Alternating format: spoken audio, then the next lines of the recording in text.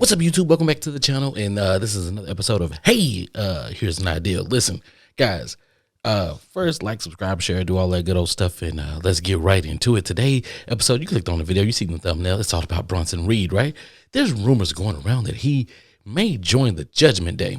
Now, listen, I'm going to give it to you guys straight. Listen, Bronson Reed is a force of his own. There's no real live reason that we should, or WWE should, allow Bronson Reed to join the Judgment Day. Like I said, he's a force on his own. His promos have been good.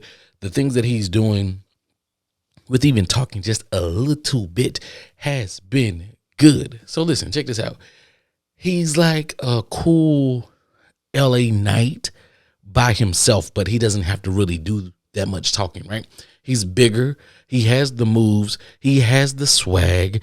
The looks, let his looks do the talking, right? He doesn't have to go full on Dexter, right?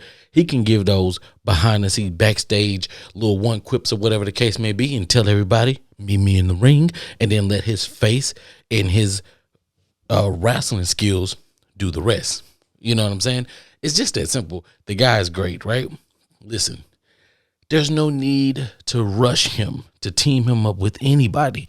I don't care what nobody says right now. If you look at the deal that's going on between him, Ricochet, and Shinsuke, listen, that's going to be great coming off of Money in the Bank, because then what that does is that still keeps Shinsuke and Ricochet in the limelight and keeps Bronson in the limelight too, because, hey, they have been getting into it.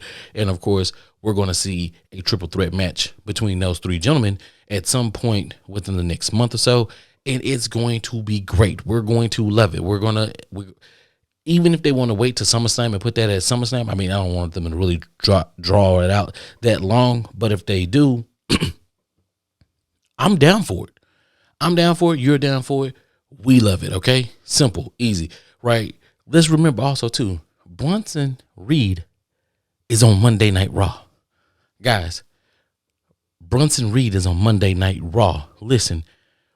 Remember, Braun Strowman is on Raw. Drew McIntyre is on Raw. Jinder Mahal is on Raw.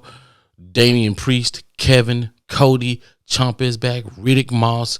And then let's not forget the Ring General, Gunther. He got so many people that he can go up against. And, of course, I know the WWE. I know I said those names, and you guys got goosebumps. Not on all of them, but he has time to build, and we can get him to literally build out those matches. Give us time to love him. Give us time to say, yo, that guy's coming. We can't rush this. We don't want microwave superstars, because listen, some of them, they get injured if we work them too hard. There are many people on the roster. There are many little itty bitty side stories that we can put out there. And I'm saying we, because we are the universe, right? And we are the WWE universe. Let me correct myself, okay? We're the WWE universe, and these people we love what the WWE is giving us right now. Shout out Triple H. But listen, do not rush Bronson Reed into anything. Don't put him in the Judgment Day. Don't put him in no faction right now. Let this man live on his own, right? And then, let's be honest, right? When it comes to factions, right, the best factions are pretty much a 4-person faction with a hype person. So technically 5, right? Let's look at all the great factions that we've had out there, right? Let's go all the way back to the 4 Horsemen, right? If you don't know who the 4 Horsemen is, go look. My boy Ric Flair and what was it, Lex Luger, Barry Windham, go check out the 4 Horsemen. Let's bring it a little bit closer. The Nation of Domination, they were great. You can go with the LWO, which was technically 5, with Eddie Guerrero and his 4 guys, when they was going against Rey Mysterio. And then the new LWO, technically it's 5 of them too, right? So that's that. But I mean, Selena, she wasn't wrestling, but now she's back wrestling. And then Ray, he's a Hall of Famer, so technically he's really like the spokesman for them. So still 4 total wrestles, 4 total wrestlers, and then a spokesperson, right?